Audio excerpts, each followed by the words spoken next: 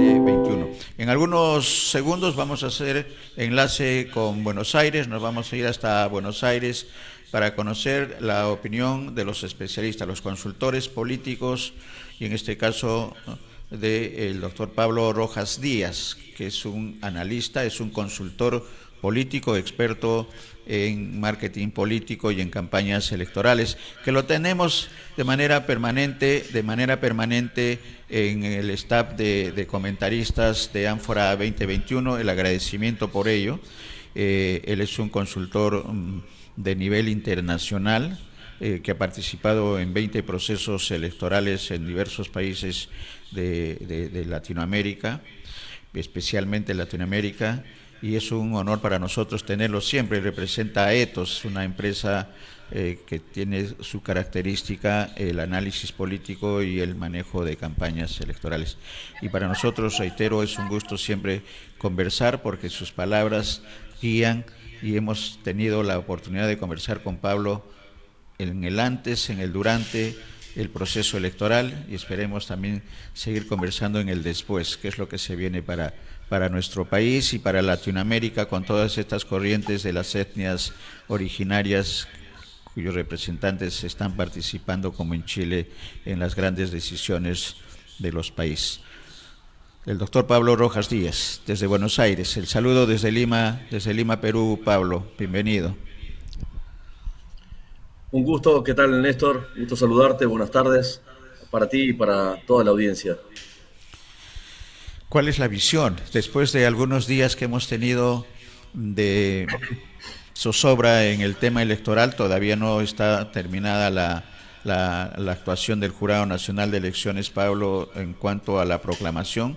Ya tenemos presidente electo, y esto por decisión de la Oficina Nacional de Procesos Electorales, que concluyó su labor y que pasó la responsabilidad al Jurado Nacional de Elecciones para que revise las impugnaciones y los expedientes generados principalmente por el fujimorismo en cuanto a reclamos de mesas, suspensión, incluso hasta un pedido de nuevas elecciones y una auditoría internacional en la OEA que tampoco ha tenido, digamos, éxito, y pasando por la participación del presidente Sagasti en un pedido a la Organización de Estados Americanos, que también ha sido desechada de fondo, y con un escenario del Jurado Nacional de Elecciones revisando las impugnaciones, ningunas sin fundamento y sin el sustento electoral necesario para actuar en el sentido del pedido, lo que ha demostrado finalmente que se ha tratado de una acción dilatoria para comprometer el tema de la transferencia a pocos días del 28 de julio. Ese es el panorama nuestro. ¿Cómo lo ve el analista, el consultor político a la distancia desde Buenos Aires, Pablo? Bueno, Néstor, la verdad que es penoso, ¿sí? Un escenario político posterior a una elección, sobre todo en el siglo XXI y en un auge de la democracia y de las dinámicas de intercambio social que tenemos hoy. Digo esto porque en realidad no es una cuestión de mera situación circunstancial del Perú, es algo que lamentablemente está ocurriendo en América Latina en general, ¿sí? Lo que pasa es que no sé si se tiene en claro desde el ámbito específicamente político el costo que esto tiene a corto, mediano y largo plazo para un país, para una economía, para la generación de empleo, para las inversiones y demás. Digo esto porque básicamente lo que se establece es unas circunstancias en el que los condicionamientos no son, llamémosle entre comillas, normales, ¿no? Tiene que ver con cuestionar básicamente la regla fundamental de la convivencia, ¿no? Que es a quién le toca tomar las decisiones políticas, ¿sí? A través de, por supuesto, de la consagración del voto, pero además no solo hacer el reclamo, como bien decías tú, respecto de las intencionalidades. También hay una forma de hacerlo, creo yo, correctamente. Y no sé si considerás conmigo pero fíjate que o sea, el reclamo electoral podría hacerse sin el barullo consecuente. Quiero decir, institucionalmente están dados no solamente el marco, sino los mecanismos y las acciones que deben desarrollarse para realizar los reclamos. Pero eso es acompañado en simultáneo por todo un show montado que lo único que hace es entorpecer el procedimiento, ¿sí? Porque aparecen presiones de todo tipo, y por otra parte exacerban los ánimos de la sociedad en general, ¿no? En este caso, la sociedad peruana, en circunstancias muy complejas, ¿no? Que tiene que ver con, todavía estamos pasando por una situación muy difícil respecto de una pandemia global, ¿sí?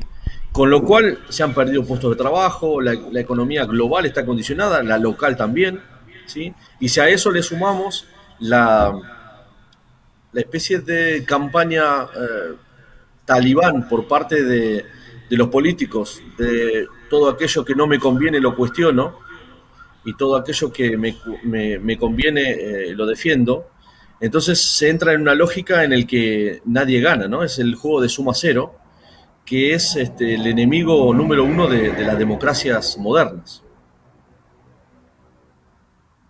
Sí, exactamente, y al final nadie es gana y sí todos pierden, ¿no?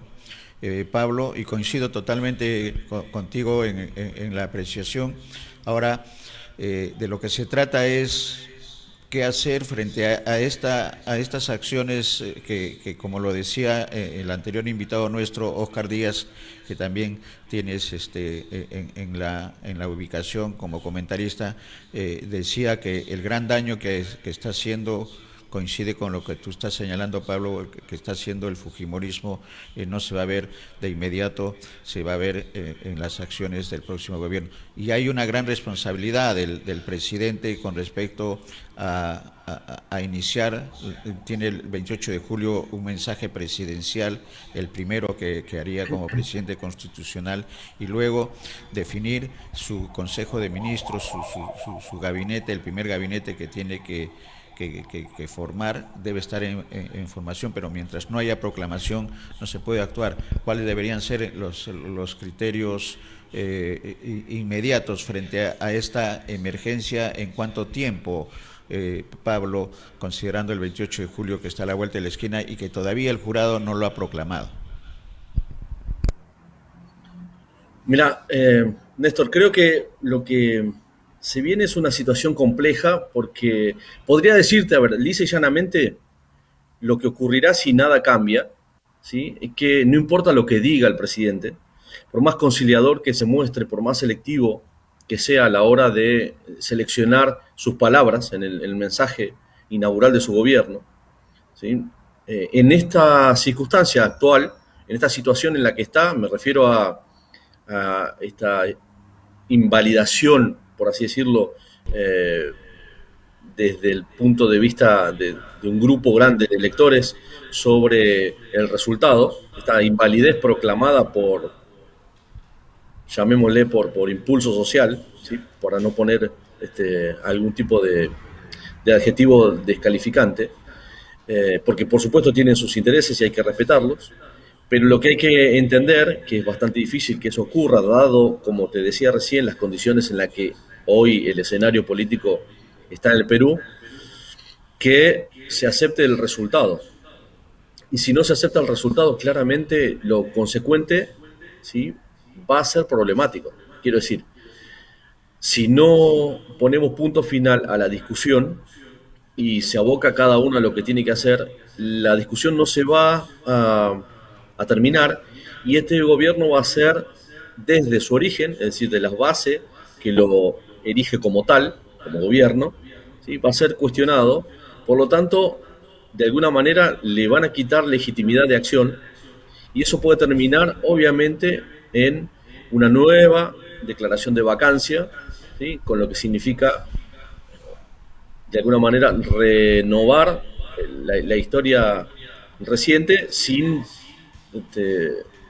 demasiadas consecuencias respecto de lo bueno que tiene la democracia para la gente. Digo esto, la vacancia va a determinar que se termine el gobierno.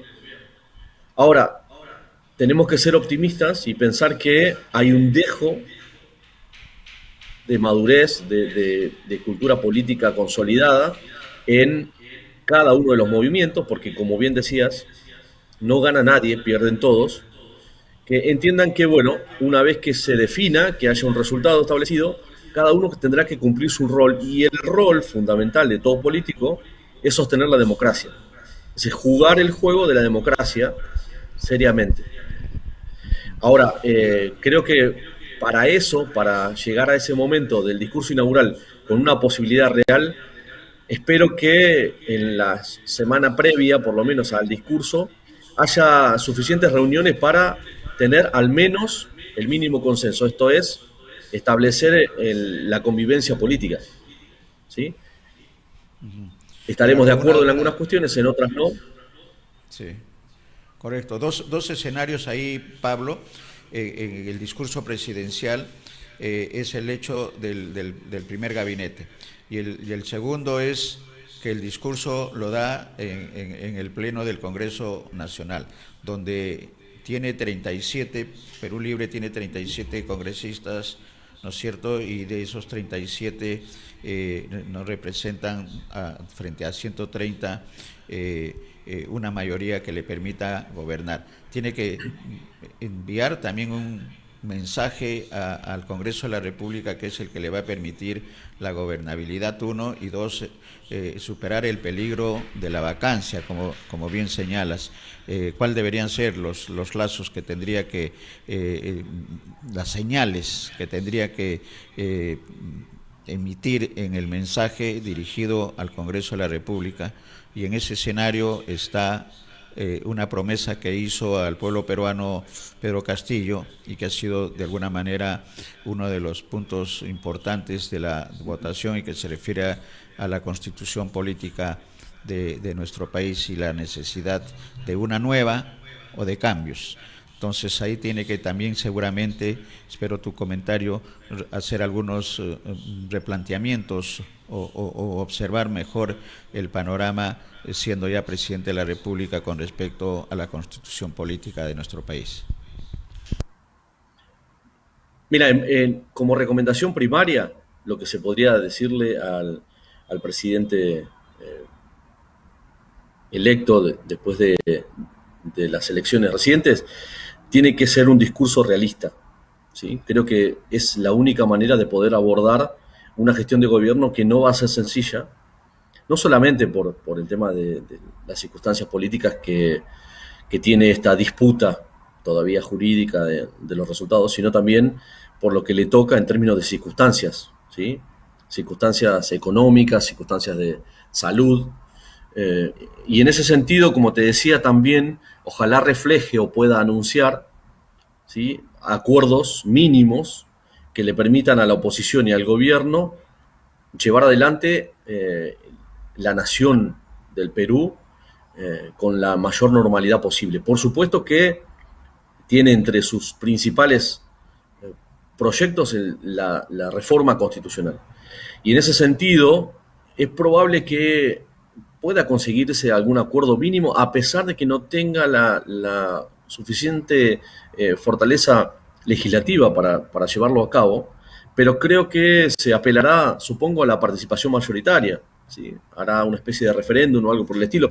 Entiendo que puede ir por ese lado la posibilidad real de la reforma constitucional, sabiendo que los números en el Congreso, en principio, no le daría.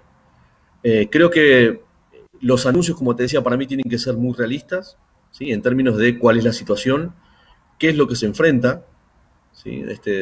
Hablar con la crudeza de lo que implica dar las malas noticias desde inicio y, por supuesto, de alguna manera contagiar un optimismo que está basado en la riqueza propia de la sociedad peruana y también en las posibilidades que, como te decía, surjan de alguna reunión previa con la oposición para intentar construir un consenso. ¿Que es muy difícil? Por supuesto que sí. Pero de alguna manera el presidente lo debe saber y tiene que enviar un mensaje conciliador, ¿sí?, sobre todo haciéndole entender a la sociedad peruana en general que lo que viene por delante no es fácil, pero que se va a requerir de todos independientemente de a quién hayan elegido. No existe otra posibilidad de mensaje. Es decir, sin ninguna duda, estas circunstancias requerirán una unidad difícil de construir, pero más necesaria posiblemente que nunca a partir de esta situación tan particular de pandemia global. Cuando casi estamos llegando al final, se supone, de esta situación. Exactamente, el escenario de pandemia, por lo menos en nuestro país, han bajado los índices de mortalidad, digamos, a una situación manejable. Todavía está el peligro, pero se está logrando algunos avances importantes. Un comentario, Pablo, sobre esta corriente de representantes de las etnias nativas, originarias, como también se llama, de nuestros países, y el ejemplo inmediato es Chile, con la presencia de Elisa Loncón como presidenta de la Asamblea Constituyente. Es un escenario evidentemente totalmente diferente al peruano, pero que indica una corriente, considerando que en Ecuador también hay una corriente de un partido político. Bolivia es una referencia, México igualmente, y en nuestro país de alguna manera la presencia de Pedro Castillo representa, digamos, cercano a esta presencia en los puestos más importantes de los países. ¿Qué está representando y qué va a representar en el futuro la presencia de estos representantes en las decisiones y en las acciones y necesidad de cambio que están exigiendo las poblaciones de los países, especialmente los latinoamericanos, Pablo?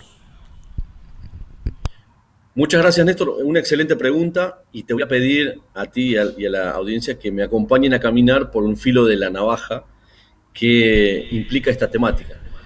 Lo primero que tenemos que entender es que, si bien podemos apreciar una organización, ¿sí?, de pueblos originarios, ¿sí?, o movimientos indígenas en cada uno de los países con mayor participación política, y obviamente eso implica también mayor peso, empoderamiento en la participación de la toma de decisiones, sí es cierto que pensarlo solo de esa manera, ¿sí?, le quita mucho de lo especial que tienen las circunstancias. A ver, lo que digo es, no significa que el resultado de los cambios que se están dando en Latinoamérica, digo en Chile como en el Perú, o en Ecuador, tengan necesariamente que ver con cuestiones que se relacionan con nuestros pueblos originarios, ¿sí? No solo tiene que ver con eso, sino tiene que ver con un punto fundamental en el cual sí habrá que trabajar y muy fuerte, y para eso deberán entenderlo sobre todo una parte de la sociedad que siempre ha detentado poder real, ¿sí?, que es el tema de la desigualdad, ¿sí?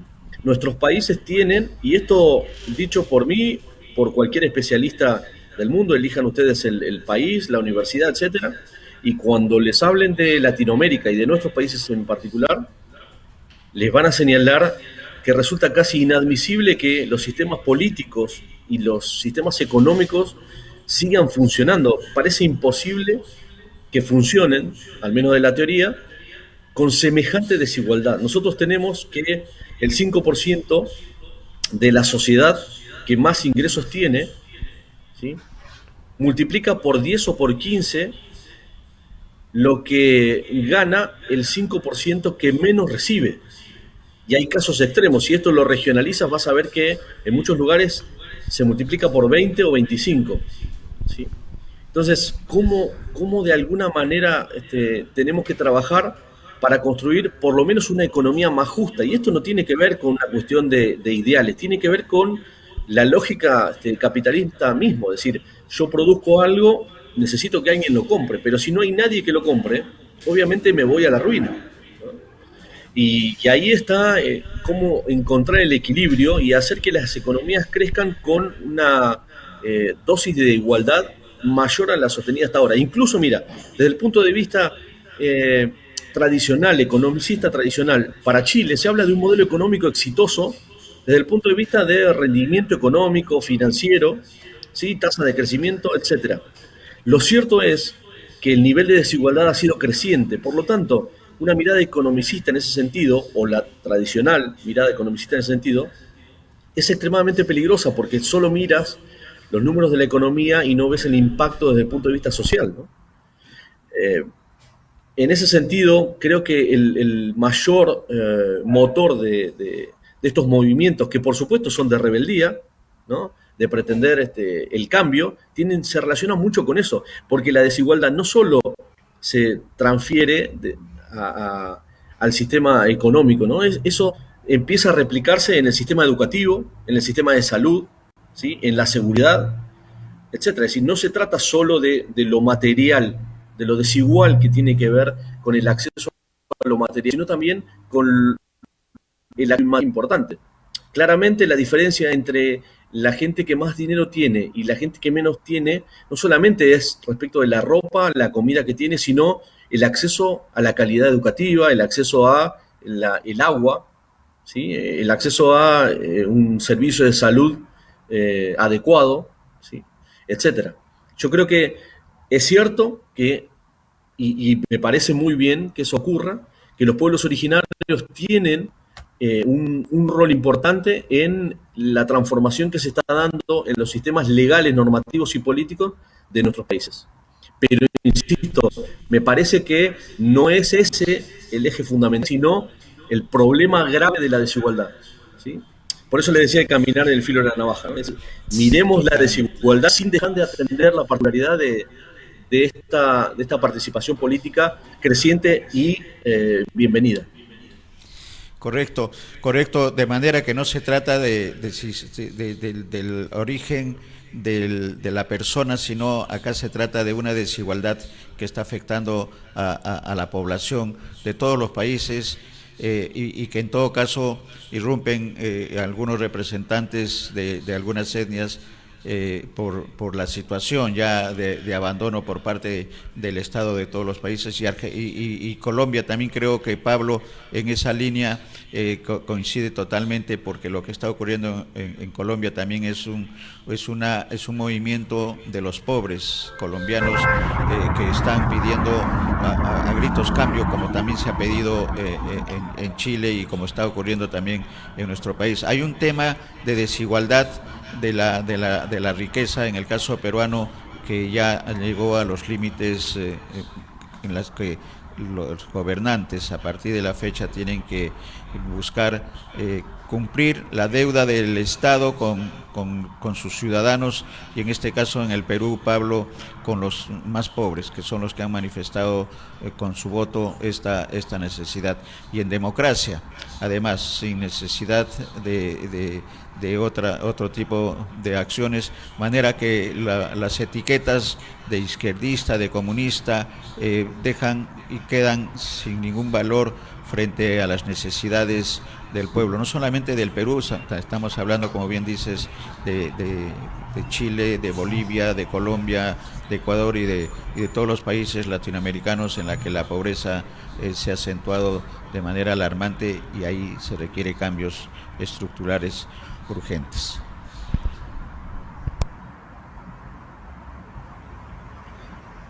Creo que hemos Si me perdido. permites, Néstor, Sí, Pablo, sí, adelante, no, si me permites, Néstor, por quizás favor. a la gente cuando hablamos en términos conceptuales les cueste entender por qué tú y yo estamos diciendo esto, en qué coincidimos respecto de la problemática de la desigualdad. Y simplemente hacer un poquito de memoria respecto de cuestiones muy recientes. Mira, si te fijas, antes del gobierno de Lula da Silva en Brasil, el gran problema, ¿sí? Que además se arriesgaba con la posibilidad del surgimiento de movimientos pseudoterroristas, como el movimiento Sin Tierra, ¿sí?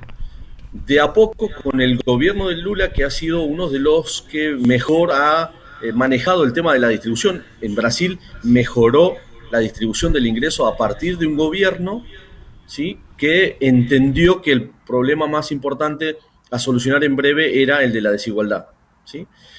No sin ser con esto haber cometido errores, etcétera, pero digo, de ninguna manera fue revolucionario.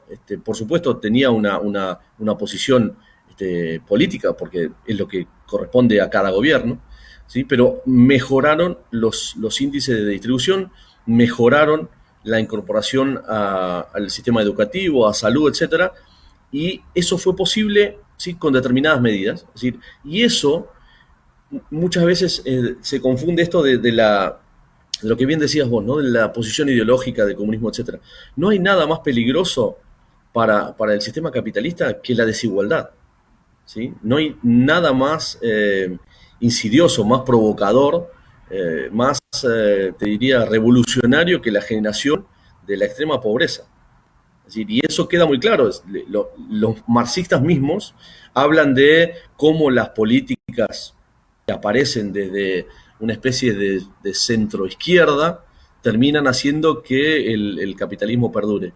Y lo que tiene que ver con eso es básicamente la reducción de la desigualdad, ¿sí? Generar trabajo y una distribución del ingreso distinto, donde por supuesto unos tienen que resignar un poco, ¿sí? De lo mucho, aclarémoslo, ¿no?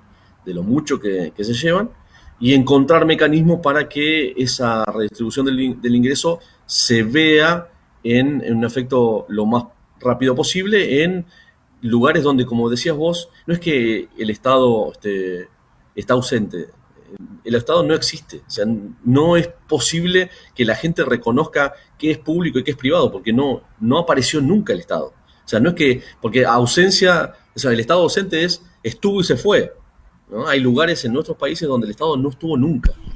¿Sí? Esa es una de las cuestiones principales. Ojalá este proceso general, este movimiento general que da en América Latina, tienda a pensar esto de la distribución del ingreso. Por supuesto, uno dice, bueno, pero cuando uno habla de redistribución del ingreso, entonces hay algunos que tienen que perder. Yo no estoy hablando de que pierdan, ¿eh? Digo, hay gente sí que va a tener que ceder, pero entendiendo que es por el bienestar propio y en general. ¿Sí? Estoy hablando de, en vez de tener una tasa de ganancia del 12, 15, 17%, ¿sí?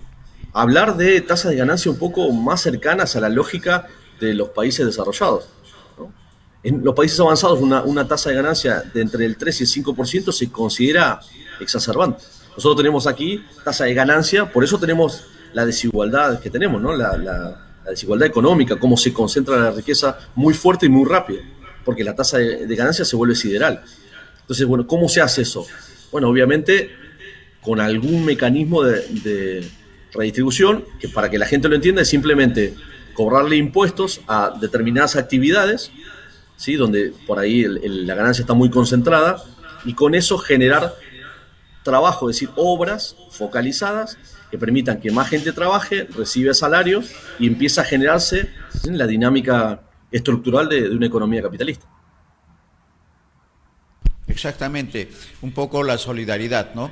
Buscar la solidaridad de los que más tienen. Y creo que Biden, el presidente norteamericano, Pablo, es un buen ejemplo de lo que se tiene que hacer acá y que él ya lo ha propuesto, y él de socialista y de comunista no tiene nada, salvo la acusación que le hizo el candidato perdedor, el expresidente Trump en Estados Unidos. Creo que esa es una buena referencia, es un buen espejo, podría ser un buen espejo para países como el Perú y en realidad todos los países latinoamericanos en donde la desigualdad es una característica y que se tiene que desterrar. Además de la corrupción, que es otro de los escenarios que también es complicado en los países como los nuestros, Pablo.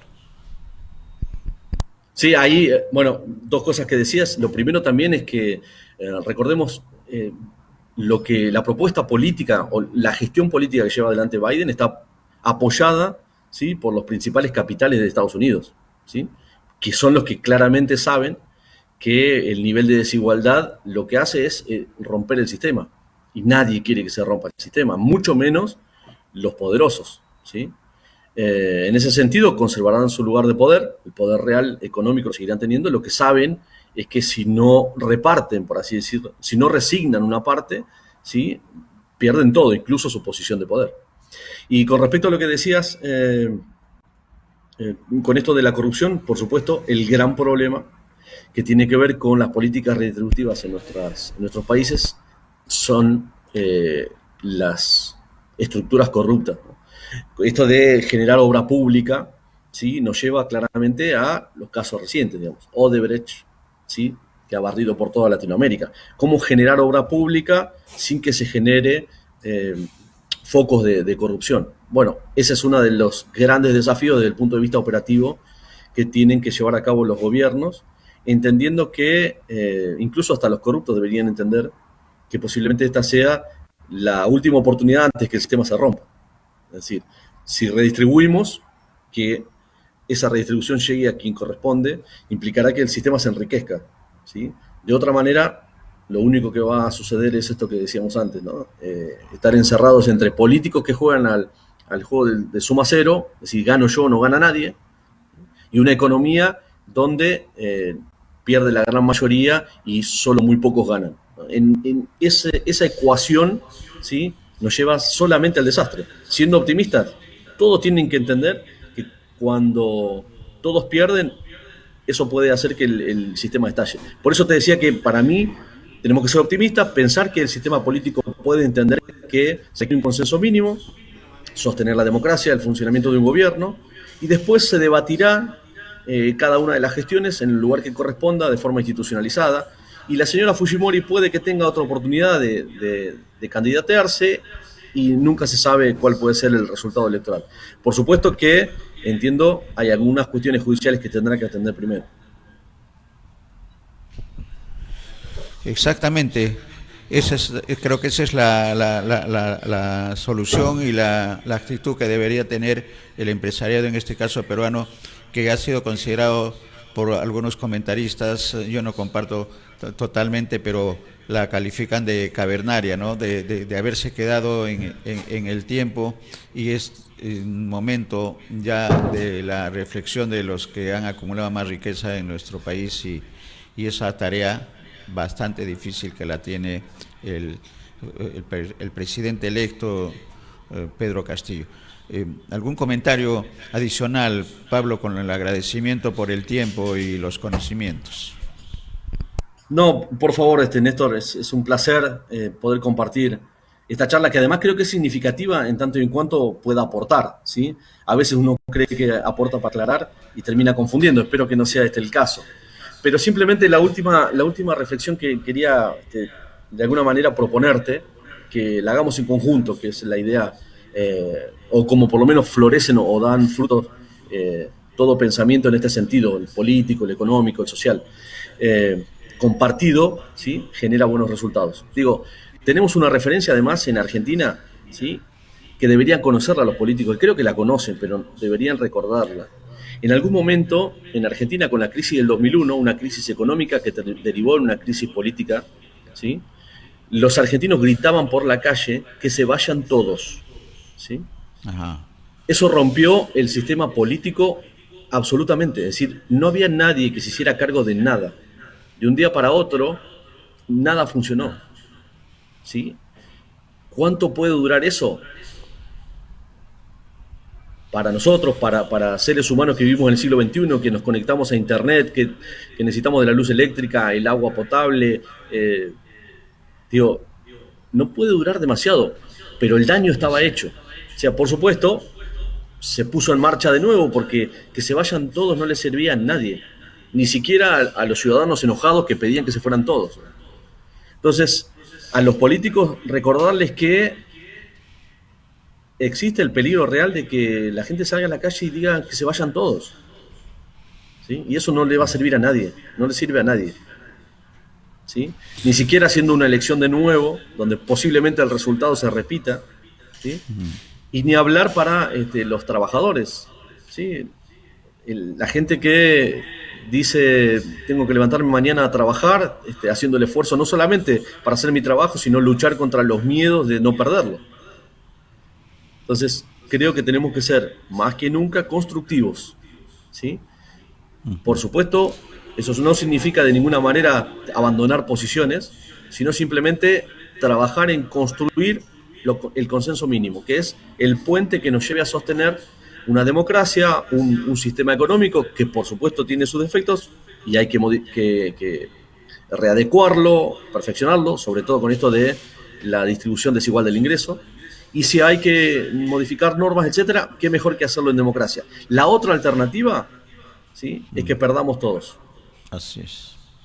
Totalmente, y se hablaba, finalmente, se hablaba y se habla en nuestro país, algunos especialistas y profesionales lo han señalado, Pablo, de que más que ser racional, lo que se impone en estos tiempos es ser razonable.